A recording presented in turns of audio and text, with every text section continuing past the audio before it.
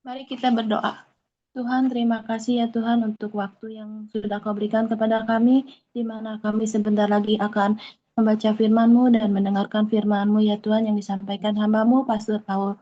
Kiranya Kau berkenan membukakan hati dan pikiran kami dan juga memberikan hikmat kepada kami agar kami dapat mengerti firman-Mu, mendapatkan rema ya Tuhan dari firman-Mu dan melakukan firman itu dalam kehidupan kami sehari-hari. Pakailah juga Pastor Paul yang akan membawakan firman-Mu pada hari ini ya Tuhan. Kami serahkan segala sesuatunya ke dalam tangan-Mu. Dalam nama Tuhan Yesus kami berdoa. Amin. Terima kasih Pak Agustinus. Terima kasih Bu Yulia, terima kasih Tuhan Yesus memberkati Ibu dan keluarga dalam segala hal. Bapak Ibu, kita akan masuk dalam pembacaan firman Tuhan. Yang pertama Ibu Sarina, silakan bacakan Ayub 31 ayat 1 sampai 40. Ya, baik. Saya akan membacakan Ayub 31 ayat 1 sampai dengan 40. Sekali lagi, Ayub mengaku tidak bersalah.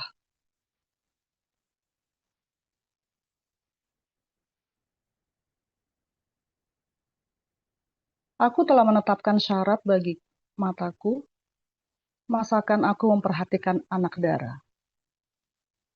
Karena bagian apakah yang ditentukan Allah dari atas? Milik pusaka apakah yang ditetapkan yang maha kuasa dari tempat yang tinggi?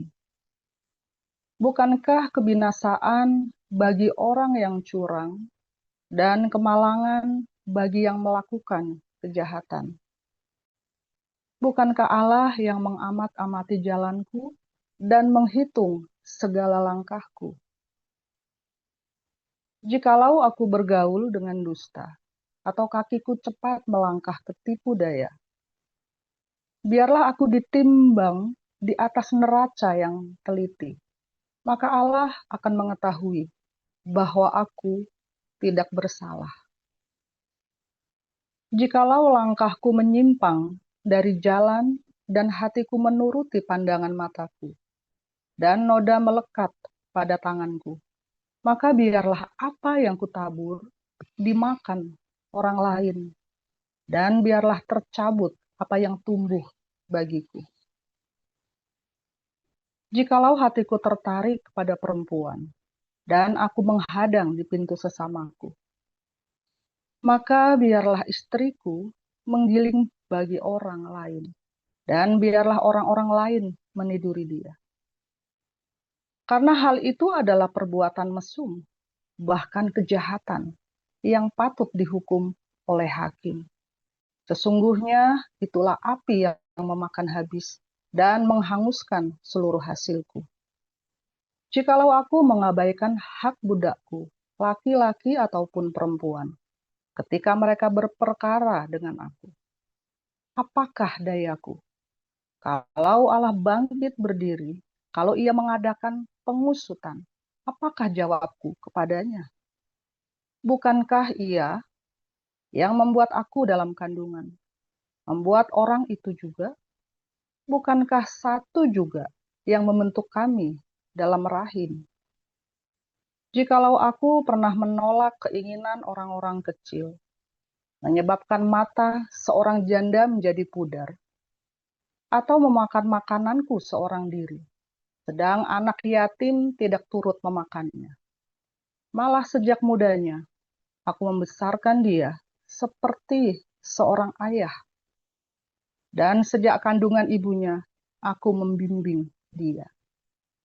Jikalau aku melihat orang mati karena tidak ada pakaian, atau orang miskin yang tidak mempunyai selimut, dan pinggangnya tidak meminta berkat bagiku, dan tidak dipanaskannya tubuhnya dengan kulit bulu dombaku. Jikalau aku mengangkat tanganku melawan anak yatim, karena di pintu gerbang aku melihat ada yang membantu aku, maka biarlah tulang belikatku lepas dari bahuku, dan lenganku dipatahkan dari persendiannya.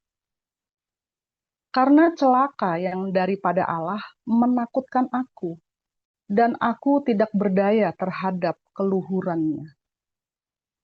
Jikalau aku menaruh kepercayaan kepada emas dan berkata kepada kencana, Engkaulah kepercayaanku.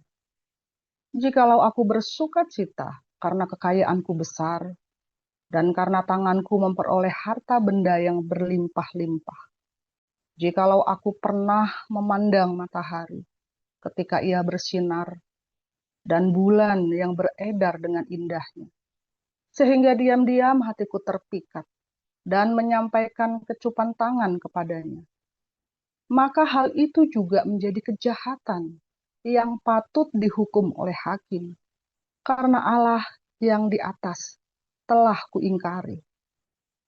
Apakah aku bersuka cita karena kecelakaan pembenciku, dan bersorak-sorai bila ia ditimpa malapetaka? Aku takkan membiarkan mulutku berbuat dosa, menuntut nyawanya dengan mengucapkan sumpah serapah. Jikalau orang-orang di kemahku mengatakan, siapa yang tidak kenyang dengan lauknya? Malah orang asing pun tidak pernah bermalam di luar. Pintuku kubuka bagi musafir. Jikalau aku menutupi pelanggaranku seperti manusia, dengan menyembunyikan kesalahanku dalam hatiku. Karena aku takuti halayak ramai dan penghinaan kaum keluarga mengagetkan aku, sehingga aku berdiam diri dan tidak keluar dari pintu. Ah, sekiranya ada yang mendengarkan aku. Inilah tanda tanganku. Hendaklah yang Maha Kuasa menjawab aku. Sekiranya ada surat tuduhan yang ditulis lawanku. Sungguh, surat itu akan kupikul dan akan kupakai bagaikan mahkota. Setiap langkahku akan kuberitahukan kepadanya. Selaku pemuka aku akan menghadap dia. Jikalau ladangku berteriak karena aku, dan alur bajaknya menangis bersama-sama. Jikalau aku memakan habis hasilnya dengan tidak membayar, dan menyusahkan pemilik-pemiliknya, maka biarlah bukan gandum yang tumbuh, tetapi onak, dan bukan jelai, tetapi lalang. Sekian kata-kata Ayub. Demikian. Terima kasih Ibu. Silakan Pak Mudi. Kami lanjutkan dari 1 Petrus 2 ayat 1 sampai 25. Karena itu buanglah segala kejahatan, segala tipu muslihat dan segala macam kemunafikan, kedengkian dan fitnah, dan jadilah sama seperti bayi yang baru lahir, yang selalu ingin akan air susu yang murni dan yang rohani, supaya olehnya kamu bertumbuh keselamatan. Jika kamu benar-benar telah mengecap kebaikan Tuhan, dan datanglah kepadanya batu yang hidup itu, yang memang dibuang oleh manusia, tetapi yang dipilih dan dihormati di hadirat Allah. Dan biarlah kamu juga dipergunakan sebagai batu hidup untuk membangun suatu rumah rohani bagi suatu imamat kudus, untuk mempersembahkan persembahan roh yang karena Yesus Kristus berkenan kepada. Sebab ada tertulis dalam kitab suci, sesungguhnya aku meletakkan di Sion sebuah batu yang terpilih, sebuah batu penjuru yang mahal, dan siapa yang percaya kepadanya tidak akan dipermalukan. Karena itu bagi kamu yang percaya, ia mahal, tetapi bagi mereka yang tidak percaya, batu yang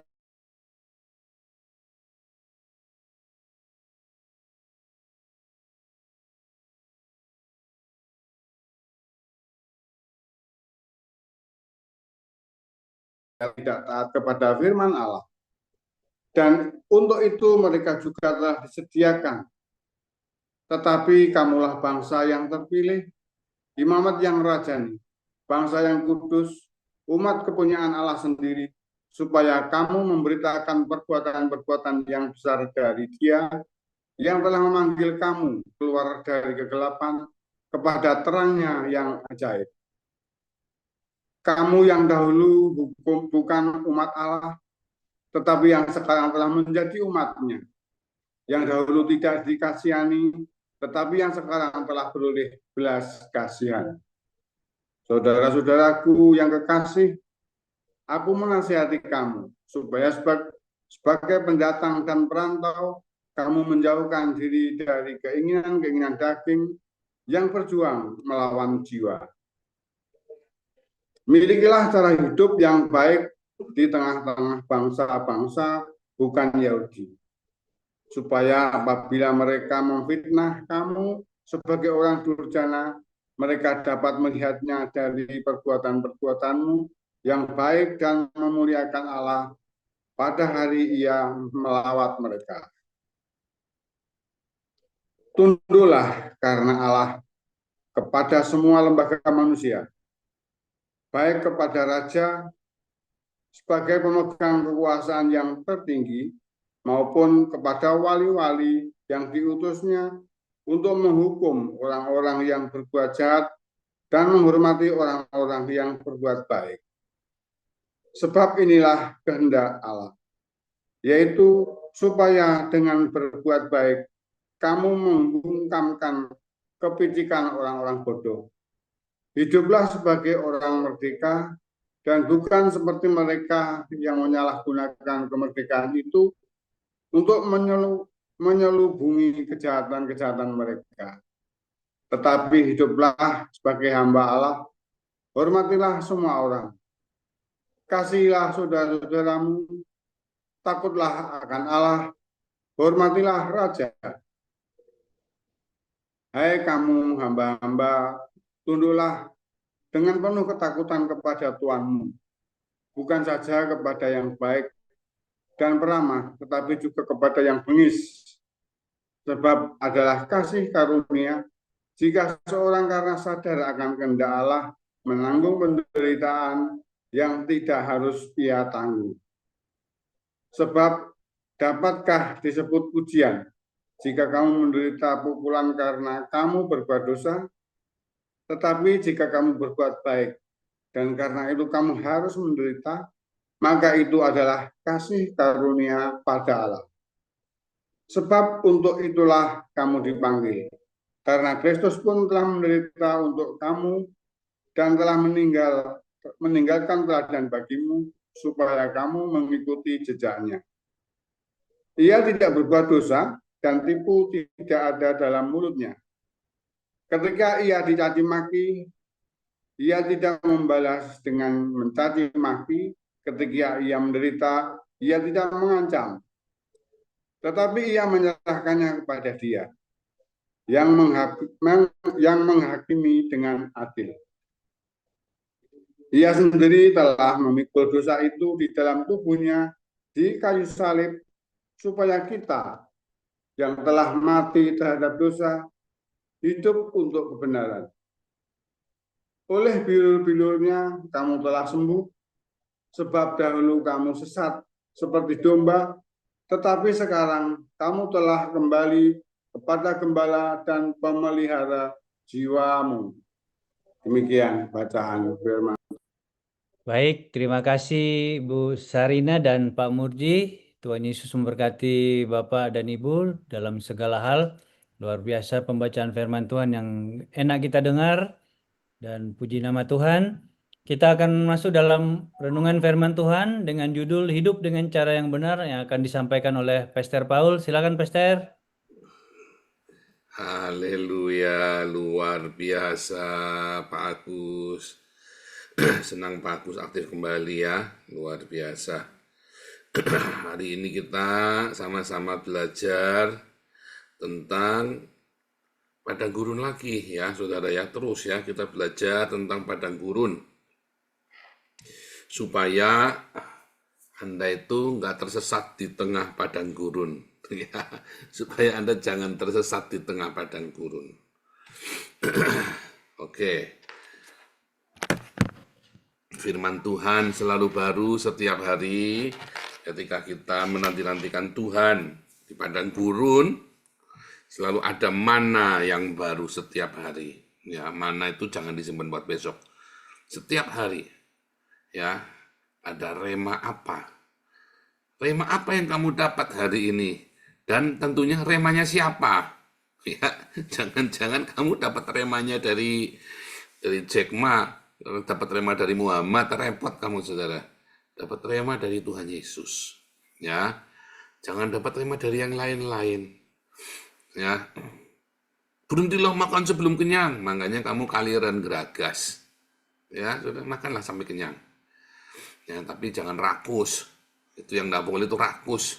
Ya, tapi kalau makan itu yang kenyang. Anak-anak dikasih makan yang kenyang, supaya jangan petakilan, jangan lompat mendaru-karuan.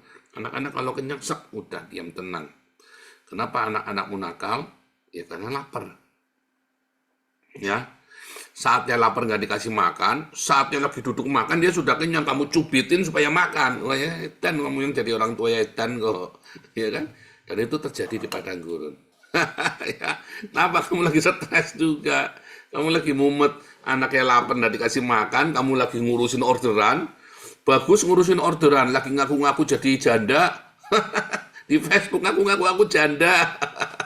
Di Facebook ngaku-ngaku aku duda. Ya kan, kawat. Repot, saudara. Saatnya anaknya lapar, kamu lagi sibuk ngaku-ngaku janda sama duda, saudara ya. Saatnya anaknya lagi jamnya makan, anaknya sudah kenyang kan, udah jajan bu apa saja bu yang tak anggo ya. Sama kamu dicubitin, dikeplakin supaya dipaksa supaya makan. Gimana anakmu tidak brutal, saudara? Gimana anakmu tidak kayak setan? Ya kan? Itu ya. Di padang gurun itu cobalah kita belajar ya, saudara ya. Walaupun di padang gurun itu kamu tengah ngalamin tekanan yang luar biasa, roti dan air serba sedikit, artinya mepet, ya, kamu nggak bisa menabur menuai dengan benar, semuanya nggak normal, hidup nggak normal, ya, ngap, capek, penat, tanpa pengharapan, nggak ngerti ini kita mau kemana nih, bingung, muter-muter, ya, tapi jangan lupa, jangan sampai akal sehatmu tuh dibajak oleh fata morgana, oleh ilusi, oleh hawa nafsumu. Karena sedikit saja kamu ya panik itu, saudara ya, kehilangan akal sehat itu. Ini Pak Agus nih paham nih, bisa di medan tempur begitu. Waktu dia maju, wah juta gentar bawa senjata, saudara. Begitu sedikit saja rasa takut, wah gayapan, saudara. Itu harus mantep, makanya dorong dari belakang biar takut maju terus.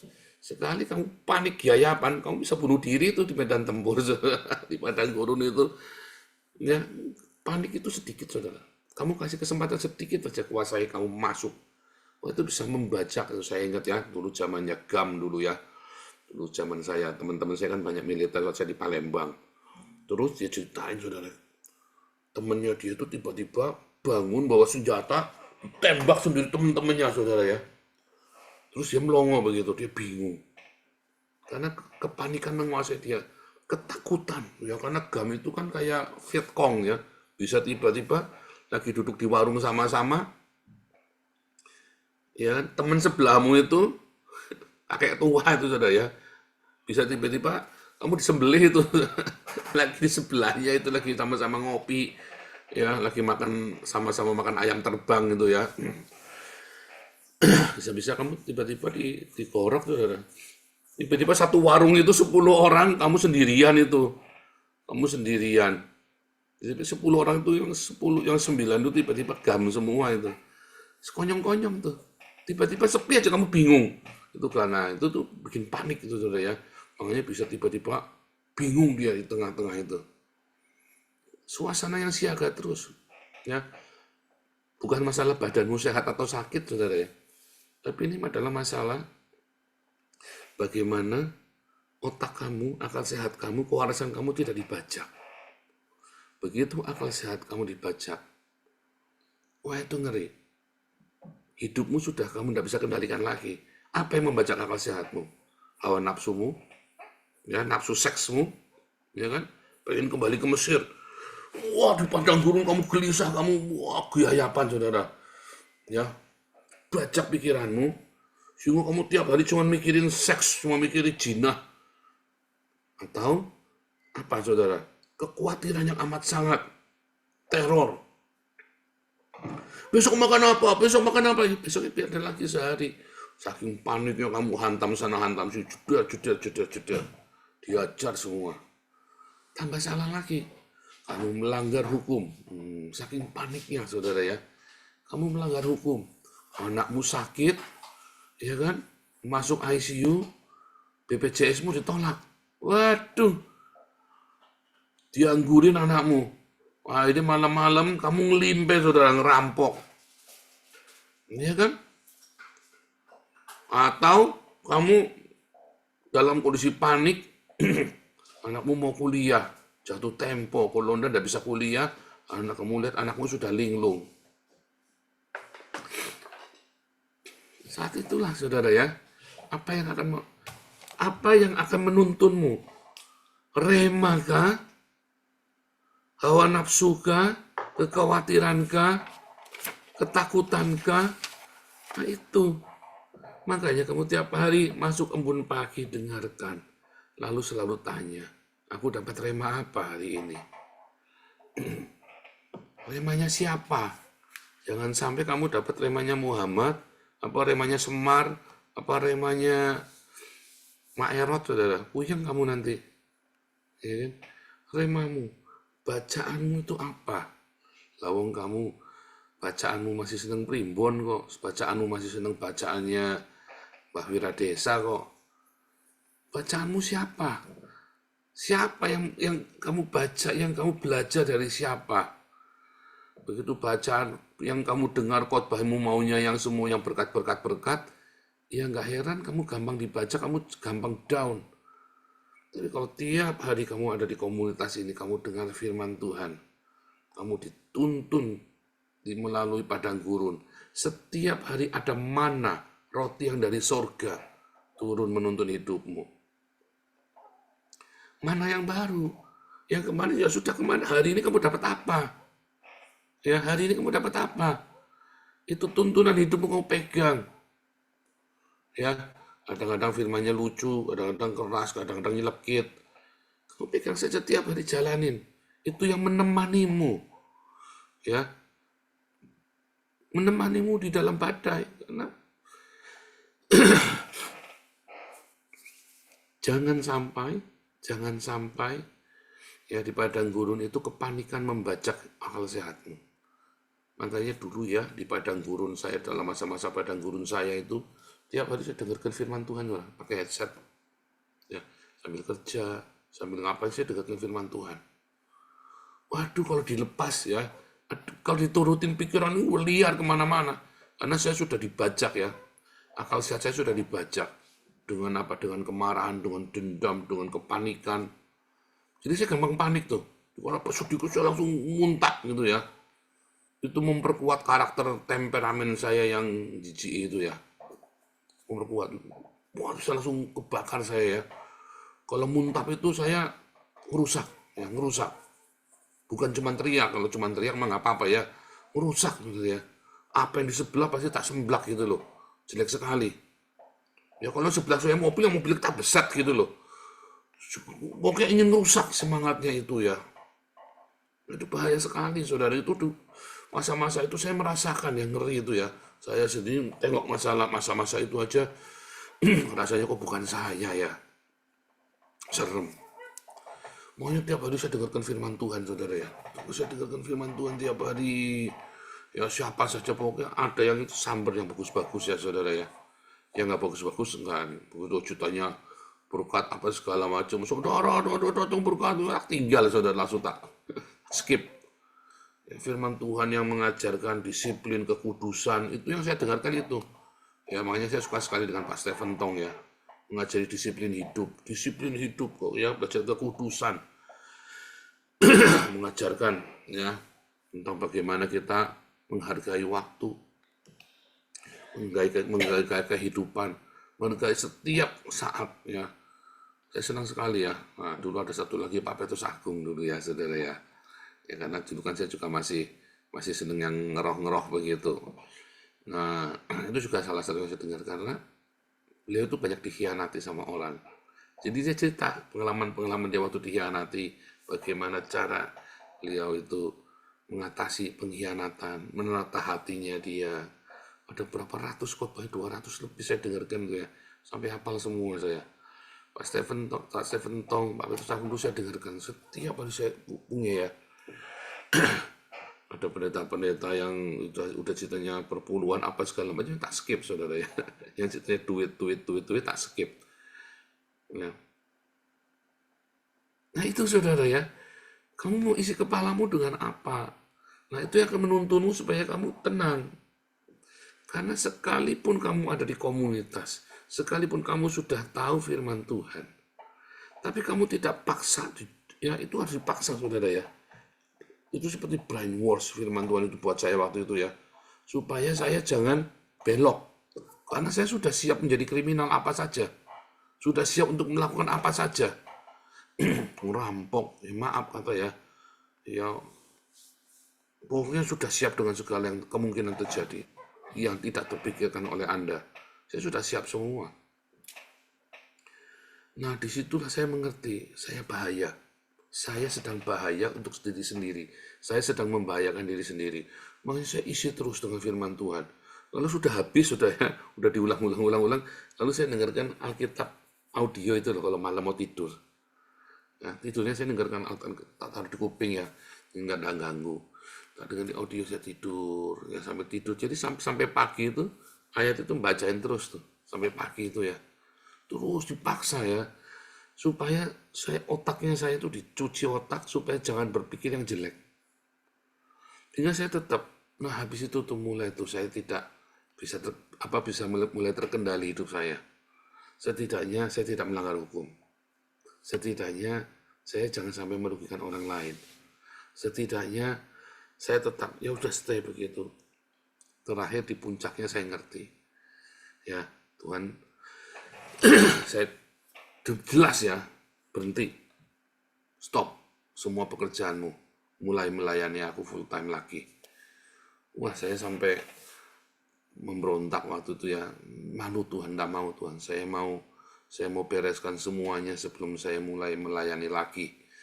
Tapi ya itu ya, Tuhan kirimkan jiwa-jiwa ya, rumah saya. Ya Yohanes Hadi datang, ada siapa ya yang di Padang? Lupa jadinya. Apa? Rino yang dari Padang. Ada Tiara dari Ciamis ya. Dikirim saudara ya, satu-satu orang itu dikirim kepada saya ke rumah untuk kita rawat. Terus banyak lagi ya saudara ya, datang ke rumah nginep. Yang aneh-aneh, orang-orang aneh-aneh datang nginep di rumah saya. Mulai Tuhan kirim, sehingga saya sibuk tiap hari untuk ngajar mereka. Sibuk sekali ya, dan saya mulai ya sekolah teologi, mulai apa itu ya. Tetapi diawali semua dengan firman Tuhan. Kamu isi kepalamu saudara dengan firman Tuhan, sehingga kamu tetap dalam kondisi waras. Kalau kamu dalam kondisi waras, kamu tahu mana jalan yang harus kamu tempuh. Saat kamu selalu di padang itu ada banyak sekali pilihan. Kamu mau menganan, mau mengiri, itulah di padang gurun. Jalannya nggak jelas yang mana. Yang mana? Begitu tiba-tiba jalan setapak itu hilang. Dan kamu harus memilih, saya mau lurus ke kanan, ke kiri, mau kemana nih saya nih? Di situ kamu membutuhkan firman Tuhan, rema, bukan cuma logos. Bukan cuma yang kamu, tapi logos yang diulang-ulang setiap hari, yang sampai menguasai seluruh hidupmu, seluruh sel-sel tubuhmu. Itulah yang namanya rema. Dan rema itu ada di padang gurun, saudara. Ya, namanya kan Dafarim. Dafarim itu adanya di Bemidbar. Bemidbar itu kitab bilangan itu loh. Di Bemidbar, padang gurun. Ya, di padang gurun, di dalam bilangan itu, di dalam Bemidbar itu, maka kamu akan mendapatkan Dafarim. Ya, rema. tanpa padang gurun, kamu tidak akan menemukan rema. Rema yang akan menentukan hidupmu sehingga kamu kuat sanggup masuk tanah perjanjian. Nah, itu harus kamu masuk ke dalam padang gurun. Tentu saja didahului kamu dibekali dengan cinta. Makanya di padang gurun jangan lupa berdiakonia. Saedan apapun kamu, sejahat, sak rusak apapun kamu, sak kere, sak bangkrut apapun kamu, tetap berdiakonia. Ya, tapi kalau kamu cuma mau belajar firman Tuhan, kamu pelit, kamu nggak mau berbagi, ya sulit, kamu nggak akan dapat rema itu.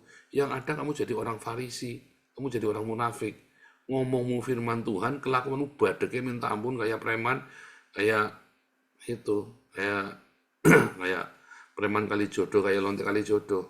Ngomongnya mah cangkemnya firman Tuhan, bacotnya saudara ya, tapi kelakuannya emang itu tadi. Hati-hati saudara. Makanya diakonia itu tuh seperti ininya loh, seperti cangkolannya kamu itu loh, sauhnya kamu. Ya kan, diakonia itu ketika semuanya adalah ilusi, diakonia itu kan real kan. Kecuali diakoniamu hanya dalam mimpi, fantasi saja. Ya, pernah ada orang, saya pikir tuh dia diakonia itu mandiri, biaya dia sendiri. Tapi ini hebat sekali ini orang. Diakonia biaya sendiri. Terus dia pamer-pamer kemana-mana gitu ya, seakan-akan dia orang baik. Nggak tahu ya diakonia pakai duitnya Damaris itu, tapi di pamer-pamer itu diakonianya dia gitu, saudara ya. Saya bilang orang ini ada ragamnya macam ya. Makanya saya dulu marahin ya, ada orang yang bagi-bagi kursi roda pakai yayasannya dia sendiri. Saya nggak boleh. Kamu harus belajar. Ya, ini kan melalui Damaris. Ya sudah pakai nama Damaris. Dia nekat pakai benderanya dia sendiri, padahal barangnya dari kita. Lalu orangnya sendiri nggak masuk kita, dia diklaim punya dia sendiri. Nah itu hati-hati saudara. Itu kamu akan jadi itu tadi fata morgana, diakoniamu itu hanya fata morgana saja.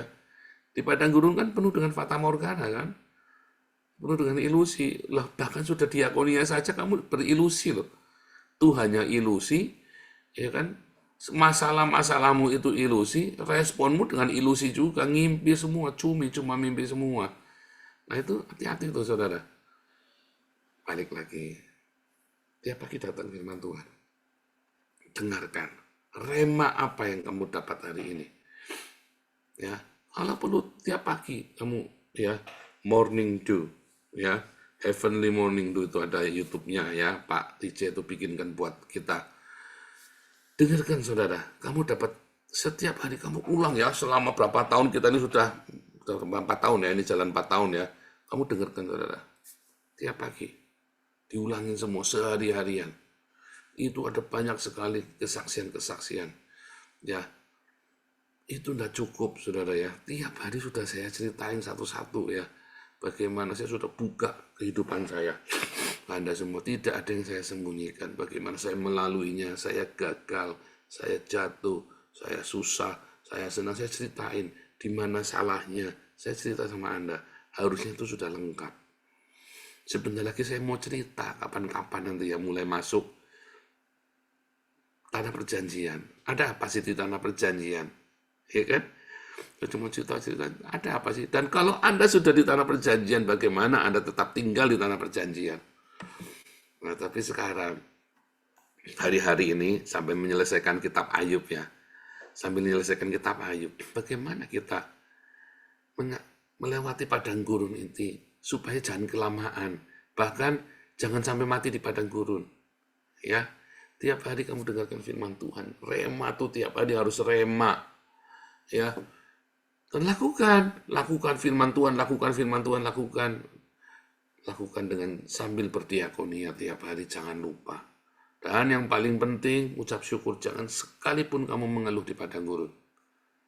Ya, sudah banyak kesaksiannya ya. Sudah banyak kesaksian yang mengalami terobosan di padang gurun. Haleluya, Tuhan Yesus memberkati.